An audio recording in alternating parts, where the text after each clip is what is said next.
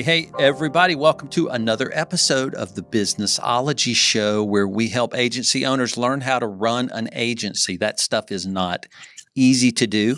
And we always bring guests that actually know how to do it, very interesting people. And my friend is joining us from many years past. You know what? She's got a really long bio. I'm just going to invite Karen Reyburn to the show. So, Karen, welcome to the show. Thank you so much. Thanks for having me. Yeah. Now, the reason I didn't read your bio is because I got to explain. So You're like, honestly, it's like, let's just... you know what? Can you just come on the frickin' show so I can just explain who you are? You'll figure out the bio as we talk. All right. Sure. Yeah. So a lot of people know we run our firm and we serve agencies, but we have this other company called Thrival. And so we met you through Thrival, and you're an agency owner, but you niched in accountants because you're all interconnected. Right. You're a former CPA. Current CPA. Still CPA. Okay. Going strong. Yeah. Still, okay. So you don't do accounting or taxes. Correct. Right. Yeah. Spoiler alert, you just have to do the CPE courses. Right. There you go. So you have to do now. And so Julie and I came to know you and became friends with you just through Thrival as you serve accountants, but you also run an agency, a decent size agency, and it's an agency kind of complicated. It does a lot of different things. So you actually have a lot of history in the way that you run an agency. So why did you niche in accountants?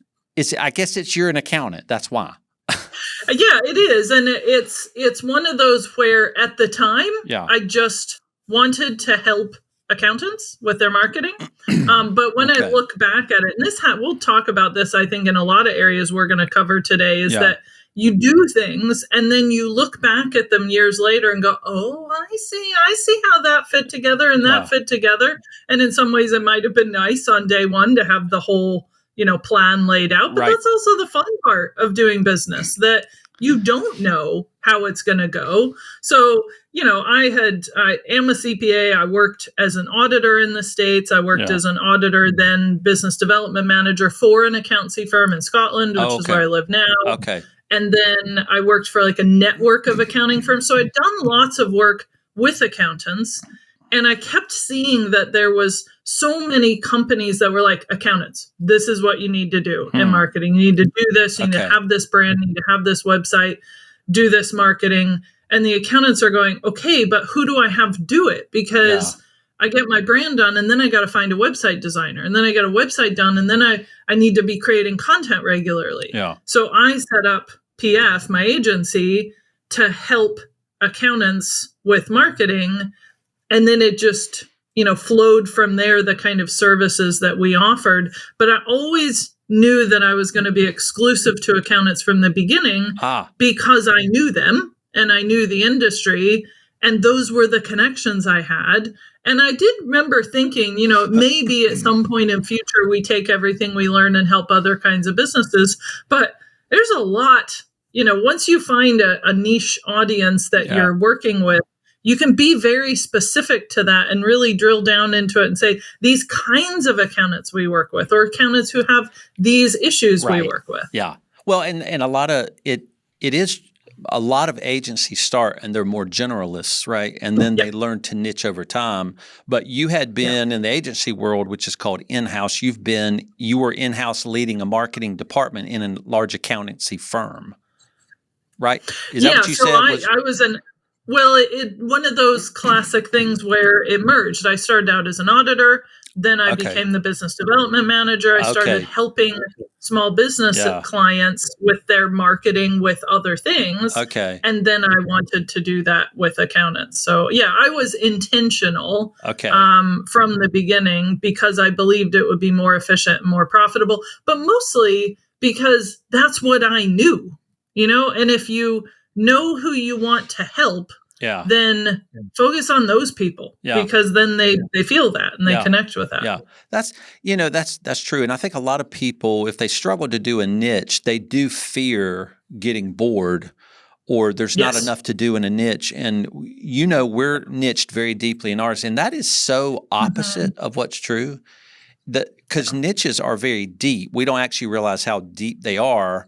And so if you choose one, you go, it's like a rabbit hole. You're like, oh, these people need a lot of help with a lot of things, just this niche. Yeah, and you think you're being so specific. 11 years ago, I was like, wow, we are niching in accountants. We are so, specific. Right. And then you're like, oh, these kind of accountants who have this kind of approach and this kind of philosophy and are ready to invest at this point. And then you change as a business too. I'm sure all the agency owners listening, all of you, whether it's been a year or 10 years, you become a different company in small ways or big ways, just naturally, because of who you are as a person, who your team is, the kind of people you serve and the services you kind of lean towards, and then life, just life in the world affects us. Yeah. Of all the agencies we've worked with, none of our clients have niched in accountants. Just me. Right. Way to go, Karen. You do need to know them. That's whenever I'm talking to people about choosing a niche of any kind, whether it's an industry niche or another kind, I'm always like, number one, you got to have experience with them. You got to understand how they work. Number two, they have to be profitable to you. Like you have to make it profitable. But number three, and actually this is number one, you need to like them. Yeah. You need to really like, and I dare say even love the people you work with. And I love helping accountants. I really do. And accountants, any human really, can spot the inauthenticity a mile away where you're like, oh, they're just serving accountants or whoever because they want to make money. They want to monetize, fill in name of niche. And there's a big difference between somebody feeling like they're being monetized and somebody feeling like they're being helped or listened to. Yeah. But accountants do need help in marketing. I think the whole industry knows that. So you picked one that actually is even aware of its own need. That it needs help. And just like we chose agencies to serve agencies in our firm, there are a lot of agencies we still don't want to serve, right? There are particular kinds. And that's, I guess, what you learned about accountants. Do you serve some that are more bent towards marketing, more entrepreneurial? Is that? Great question. I would say the factors that affect how well we can work with an accountant or accounting firm includes willingness to explore, be creative, try things, that sort of element, plus collaboration. So I'd say creativity plus collaboration. Okay. And when we talk with accountants about creativity, there can be this sort of like, I'm an accountant, not a creative. That's not my job. That I'm not a designer. I'm not a painter.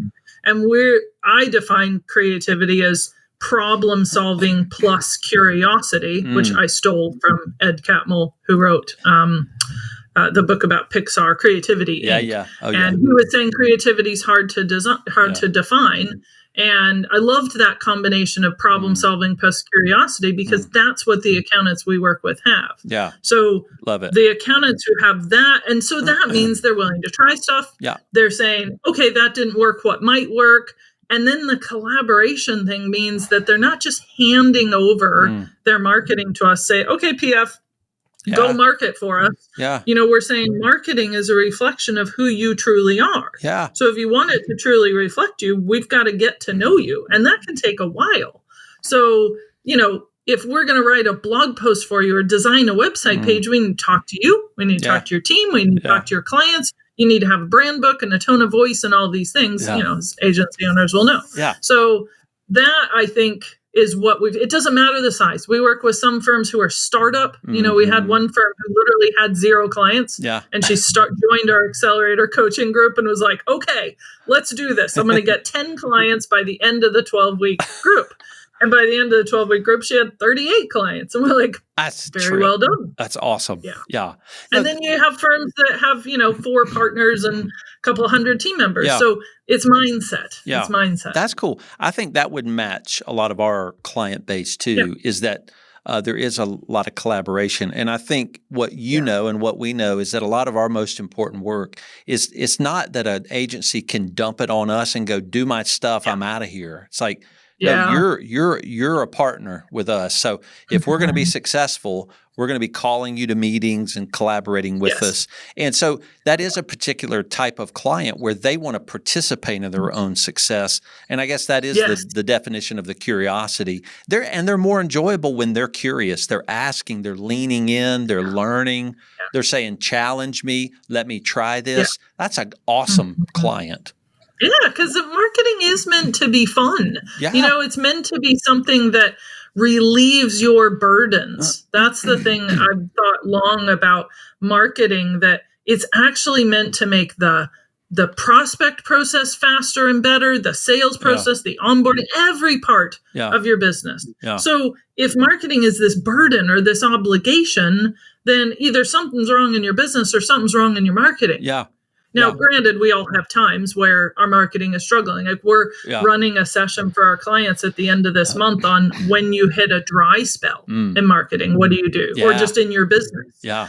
Which, there's a lot of people feeling that right now. There's some people doing wildly successful and some people going, whew, everybody's being super careful about what they spend. Yeah. Yeah, that's true about our agency market too. A lot of the pipelines are drying up a little bit. Some deeply niched in the right way are really growing and things like that. It just depends, kind of who you run into. So you have a book out, The Accountant Marketer, but I don't want to talk about the book yet. It's what a lot of people do, or like a lot of agency leaders want to do, like courses and so this book is really the culmination, years of a journey. And so maybe can you talk through that, and you can kind of tell an agency owner, because I will say this, your agency, I call it complex because it's not just websites, design, and brand. You do that. You have, courses, books, classes. So it's all this stuff that agencies want to try to do. And you won't know this, but Julie and I coach a lot of firms, and they're like, in the Accelerator, we're doing this, and we're like, well done, Accelerator graduates. Do that, do more of that, and then we're leading into the firm, and they're talking about their courses they're going through with y'all, which is so cool. Yeah. But kind of walk me through the journey of what brought you to a book. Yeah, and you and I had been talking about how some people start with a book and then build products and coaching and services from there. And I always knew that I was going to write a book. I knew I'd write at least one, multiple others most likely. But I honestly didn't think this was going to be the first one. I think I had more lofty goals of like, I'll write something about creativity or rest or some of these things. But what happened was, if we go back to the early days of PF when we're serving accountants, and this is true for anyone, regardless of who you're serving, you begin to see patterns. You say, every time I have a conversation with a client or a prospect, it goes like this. And we have this conversation. I tell them these things. And then we start working with them, and this problem comes up, and this opportunity comes up, and this challenge comes up. And I started to notice patterns in the things that kept coming up, that when the accountant was educated about these things, it made our relationship better. It made their marketing better. And it was sort of in the early days, like a wish list of everything I wanted to make sure accountants knew about how marketing works. So I created these, it just happened to be 12 elements. And the reason it was 12 is because I listed out the things that were most important, and then I stopped, which I think is a good way to That's a good way to do it.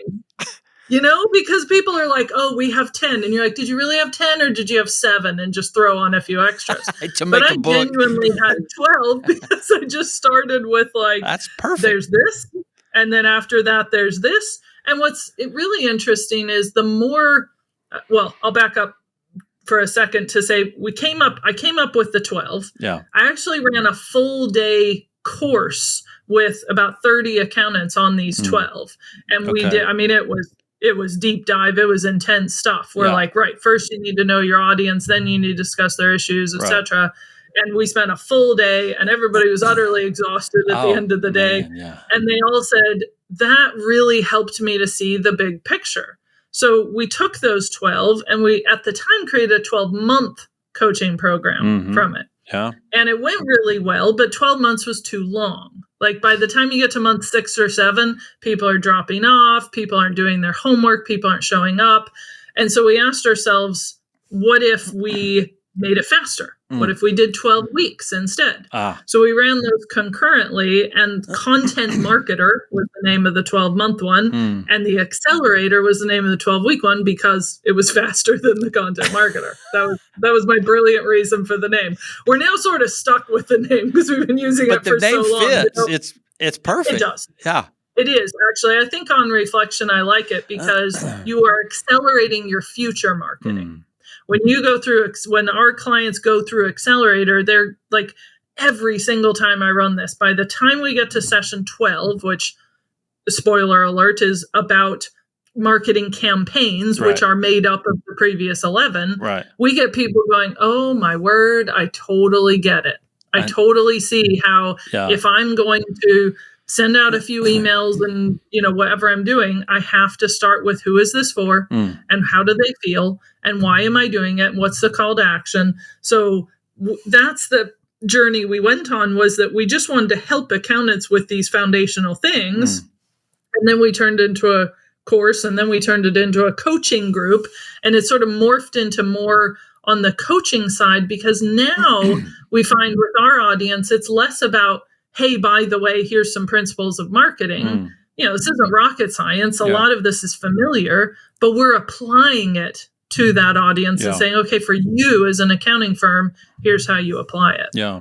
So probably it makes sense that any agency listening it's not only design and brand, but it's actually, there's a lot of education you could sell your client base, right? Yes, it's education is so critical. Like, so valuable. Accelerator is the first step of education. Yeah. We then have like one-to-one sessions that we have to have with any client we work with, because we know if we don't have this conversation about branding or about websites or about your goals, it is going to come up when we're trying to design something for the client, and it's going to cause a problem. It's going to be frustrating. That's not the best And time I'll be totally honest, like one of the hardest things when we're selling this process to future clients is they're going, well, I don't want to do the hard foundation stuff. I want to go straight in to the solutions and the answers and the design PDF guide or the website or whatever it be.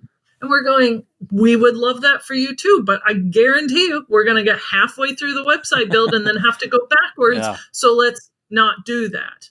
So all of that, flows into Accelerator. And then the book was just a natural next step of literally me documenting in a Google Doc all my notes and blog posts on each of the 12. And I went, oh, I have 60,000 words in my Google Doc.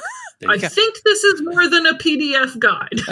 Right. You start with an ebook, right? You're like, I don't think this is an ebook. I was literally trying to create a PDF guide, and the team's like, Karen, this is not a PDF guide. This is a book. You are not allowed to turn this into a PDF guide. I love it.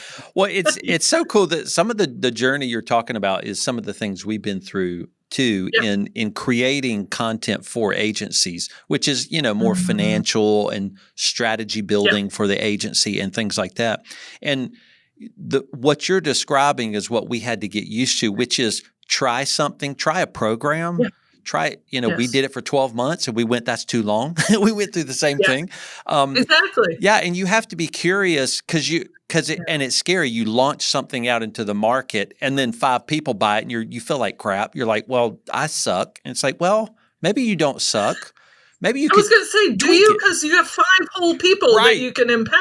Right. Yeah. And so so when you put out content, which I think agencies should do that more. Some do it better than others. You do it. You're kind of known in our accounting world. You're known for the content and the courses. That's kind of a big part of what you're known for. But agency owners can do that. That's scary though, because that is an iteration through just placing yourself honestly before a market. See what they'll buy, tweak it, change it year after year. Was that scary doing that for you? It wasn't for me, but that's because writing and creating and sharing content is one of my favorite things to do. Like most of our content marketing in the early days was all written because I love writing. I write all the time. I'm a prolific writer. And So for me, I wrote blog posts weekly for like 8 years. Just every Yeah. single week, Wow. I was writing a new article. Now we have the whole PF team involved, which is exciting because we've changed it from marketing articles to marketing resources, which means the design team is creating a video or the content team is creating a tutorial. And that's right, because it isn't just the written word. Right. But the point of content, this is what we teach our clients as well, is that content answers the clients' and prospects' questions before they even ask them. Right. So it saves you time. And it helps build trust so that the person coming to your website and saying, oh, wow, look at all these pretty websites you've designed and things that you've done. But they're still wondering, are these my kind of people? Do they know what they're talking about? And if they read your content or absorb your content and go, oh, my word, that is exactly my question. How did they know? Your trust level just goes up instantly. It makes the whole sales process and client experience process better. Yeah. And since I was teaching this to our clients, I knew we had to live it out. You cannot tell these accountants, hey, you need to be blogging weekly. It helps you with SEO and being found on your website. And need to be present on socials if you're not doing it. Yeah. So well, when we coach and consult with firms, accounting firms, which is some of what Julie and I do, we're teaching them how to run a business well, so that they can be an example to their clients, to not do foolish, business-based things. I love that being an example of the things you're teaching are things you're practicing, and that's harder to do. It is hard. That's hard because you feel the weight of it. Like you have to blog. Your team has to be devoted to some of your own content. And sometimes it's hard to do, and you have down periods. But it's an investment. Like we started looking at all the time that where the team were spending their time and where we were efficient, where we were profitable. Yeah. And one of the things that we hadn't really been tracking was the massive amount of time that our team, our creative team, was spending on internal PF marketing things. And we thought, well, that's where we were when we had 6 people, but we have 20 now. Oh. So if 20 people are spending 8 to 16 hours a month on marketing resources, why do we have a marketing team? Well, exactly. That's interesting. But then it comes back to collaboration as well. So our marketing team, we have a marketing director and she has a marketing assistant, and then we have a sales team. They work with the team to say, what kind of questions are the clients asking? Is this important? What if we created this video? So there has to be that collaboration internally as well. Yeah. And especially for you as the owner, you get sometimes further and further away from that hardcore content going out daily. Yes. And so you have to hear them.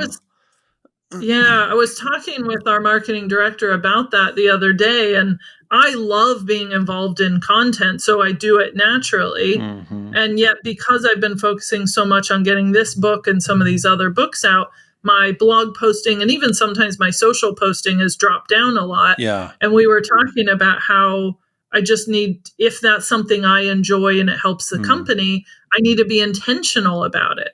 And I'm a huge fan of the book Atomic Habits with that concept of little, tiny, daily things that you do rather than, okay, I'm going to block out a whole day and do marketing stuff. Like that only works if you have a very deep. What is I think that? You do that. Like you block out days. I do have to do for that. Marketing. But I believe that when you do that, you have I'm going to write this blog post and record this video. Specific. Like very specific. Oh, very specific. Yeah. Yeah. Well, but that's a thing, and probably something you would tell accountants. Your market, trying to market, is you don't go into a day that's undefined. It's like, just here's your creativity day. It's like you can have a creativity day, but you've got to plan ahead and really drill in that. So that day guides you through a very effective use of that time.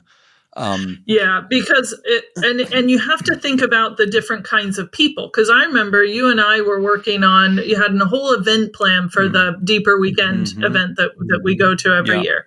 And I remember looking at that, and I think it was Julie or one of the team that said, well, Jason will block out 8 hours and he'll just burn through all these things. And I'm like, will he though? And she's like, no, he will. That's how he does it. And I said, well, that's really helpful to know, because I'm the opposite. If I block out 8 hours, I'll get an hour and a half of great work done and a whole bunch of faffing. Yeah. I'll just faff about and look on my phone and answer emails, and I won't be disciplined.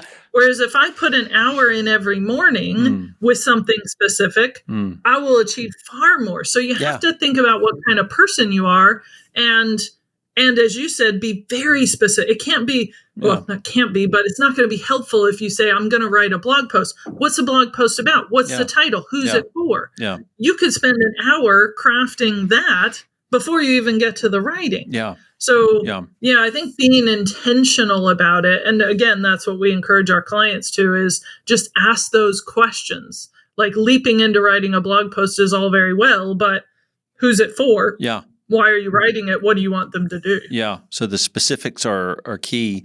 Is there money to be made building courses in education, or is that only a feeder to a website and brand, or something else? That is a great question. That's a great question. I think the answer is there can be, but I believe this is my personal belief from my experience and from what my values are. I believe if you go at it doing the course to make money, you're probably going to suffer or struggle a bit, because people can literally feel your intentions through what you create, your content, your courses, your coaching groups. So if you're creating this to help people, to share your knowledge, to educate them, to train them, and it's great if there's also an equal benefit for you. Like there's a huge benefit for us when our clients go through the Accelerator. Huge benefit. They're better clients. We have a better relationship. Their marketing is better. Our relationship is better. Everything's better. But we do it because we know and believe that not doing it would make things harder for them. Yeah. So we're helping them. So for us, it's not about the money we make on the coaching groups. Yeah. We make a little, there's like a small profit at times. Some groups, if we have lots of people joining, it's a little higher profit. Yeah. Other times it's a smaller group and there's less. But we're looking at this as an opportunity to help people, an opportunity to educate those who will become clients, and to help those who are joining, have that community. You know this as well, that community of other people who feel the same.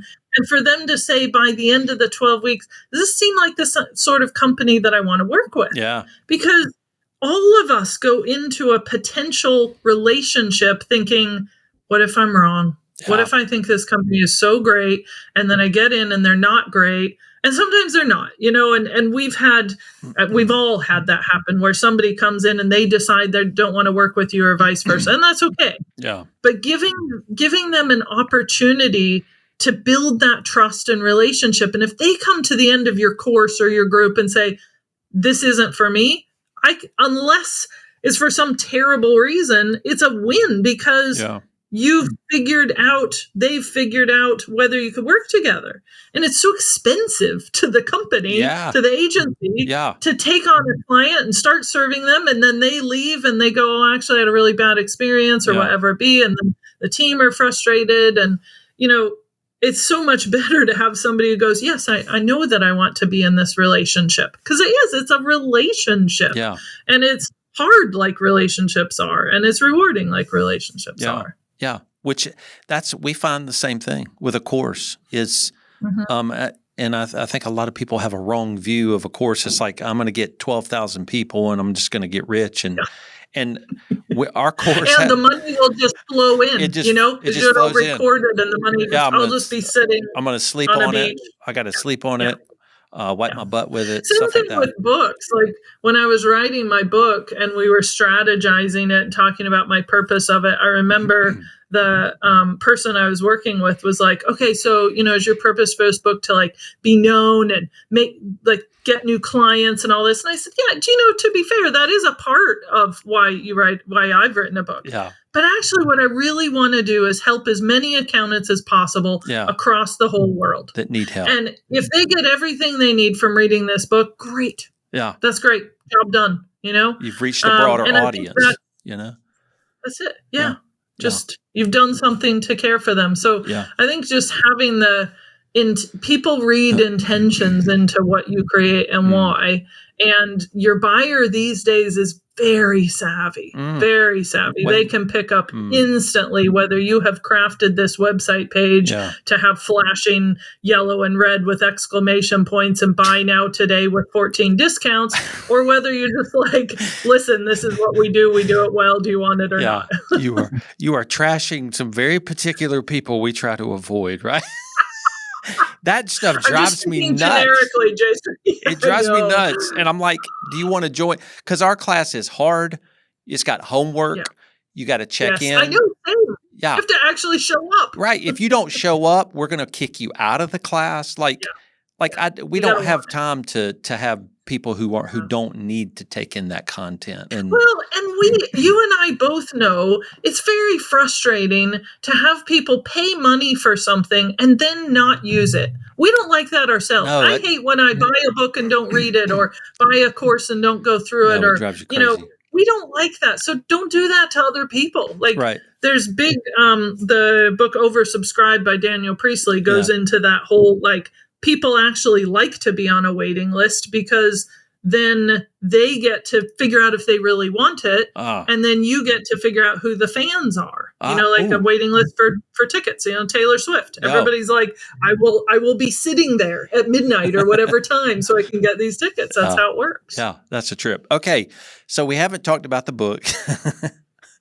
We sort of have. We kind of have. So I mean, the thing is, we're talking to agency owners, so you're more than welcome to buy and read this book. If you want a book. It is for accountants, but it's on the principles of marketing, really. So I'm going to read the 12. I love how you laid out the book, because the chapters are just words, which is just like, one word. This chapter is about this. You're the first person who noticed and mentioned that, though. I love it. I never even thought about it myself because I've been teaching these 12 things for so long. No. They had to be the chapter numbers and titles. I just like it. So you have audience, issues, cornerstone, brand, design, website, and then email, follow-up, blogging, video, social media campaigns. And so those all obviously flow from one another, right? That's the point. They go in order. Yeah. Okay. So you have to start with audience, because anything you do in marketing, if you're not considering who this is for, it's going to be generic. It's going to fall flat. So you have to start with your audience. And then it just flows, because as soon as you say our audience is, say one of these agencies our audience is fast growing businesses who make at least $1 million in sales. Yeah. And you say, okay, so issues, that's just naturally the next one. Yeah. What are the issues that they the real issues, not just general, they, need better marketing, but what is the issue? What's the thing keeping them up at night? Yeah. And then the cornerstone is about your way, your process, your approach of doing things. So it all each one builds on each other. So by the time you get to session 12 or chapter 12, then we just say, right, okay, in order to build a marketing campaign, you start with who is it for and what are their issues and what's your way of dealing with and what design elements and what website elements and ta-da, you have a marketing campaign. Yeah, but I love how you go, because you can do brand design website, which is what a lot of people think an agency is going to do. But this asset now is going to sit on the internet. Yeah. And you got to maintain it. You got to update it, right? It changes over time. So you got a lot of chapters after the website, which is now you have something you can leverage in your things are that look like actually marketing now. Email, follow-up, blogging, video, social media, key things. It's another aspect that if I thought about it in the early days, I didn't think about this intentionally, but I was trying to put things in order of when they need to think about them. And as you pointed out, 1 through 6 is the very foundational stuff. Who do you serve? What are they dealing with? How are you expressing that? What's your way? 7 through 12 are, and how do you tell people about it? I love it. Yeah, good stuff. Okay, one more thing, which you it makes sense you had to put this in the very front of the book. You started trying to convince accountants you're creative. And I was like, there's a little asterisk. There's a little asterisk, not creative with the numbers. Let's just put that right out there. But that's illegal. Don't do that. Yeah, I loved it, because I'm like, I hear that. I can't imagine how many times you hear an accountant say, "Yeah, but I'm not creative," and you want to strangle them. It's like, You're a human. No, I want to hug them, Jason. I want to be like, okay, I want to do. strangle No, them. genuinely though. Yeah, you go ahead. But I'm like, I genuinely feel like, maybe not sad, but just like, do you know what's inside of you? Do you know what potential that you have? Yeah. Because if you tell yourself, I am not creative, you won't lean into the creativity you have. Yeah. Because it's, like we said, problem solving plus curiosity. That is what accountants do. That's what humans do. Yeah. We solve a problem. We're curious about how to do it. We do it more when we're children. Right. But that's a whole nother story in the book about that percentage of, creative thinking. But it goes down massively from when we're 5 to even when we're 18. It's really sad, actually. It is. And I think accountants of all people, like you said, go around telling themselves, or somebody else says, oh, you're an accountant. That's kind of a boring, like area. And they're like, yes. And I'm like, no, you literally change lives. You do. You do. Yeah. I mean, just the hard conversations as accountants we have to have with the entrepreneurs we serve and the struggles they go through. We even have to, convince our team we do great things for our clients. They need us desperately. Yeah. I was talking to an accountant today that was, bringing feeling and thoughts and stories into the blog writing that she was doing. And she's like, yeah, but what if somebody reads it and says, hey, you're an accountant, not a psychologist? And I said, well, first, okay, they might think that, whatever. Fine. But I said, because she said, like, I don't study human behavior. And I'm like, actually, I think you do as an accountant. Oh, you do. And she was like, oh, that's such a good point. I do, because, they're dealing every day. You're dealing every day with people who have issues or problems or heartbreaking things, really difficult, challenging things that have them awake at night, crying, talking to their families. And then they come to the accountant and you figure out a way. Yeah. So I think that is a big deal. Oh, yeah. Yeah. We know people. So it's awesome. Yeah. Okay. Well, how do people find your book? How do they find So best place would be my website. So KarenLReyburn.com. Okay. Reyburn's with an REYBURN. Okay. KarenLReyburn.com has my book and will soon have info on future books because I have more books coming. You've started the I second have 3 one. more coming. Oh. No, I've finished the core content for my next 3 books. What? Karen, we're talking about one book. You got the content for the next 3? Yes. Slow down. I did. I'm going to confess, I started book 5 and hit a bit of a roadblock. And I'm like, I feel human for hitting this roadblock now. Because I had people being like, how are you? I'm like, I don't know. It's just coming out of me. But it's that flow. Like the second book is Accountants, You Are Creative Too. There you go. That, it needs a whole book. Yeah. That's so cool. Okay. Well, Karen, thank you for teaching us how you run your agency and niche into accountants and how creative they are. Yeah. We appreciate it. So you're welcome. Thank you for joining us on the Businessology Show. We'll check you later.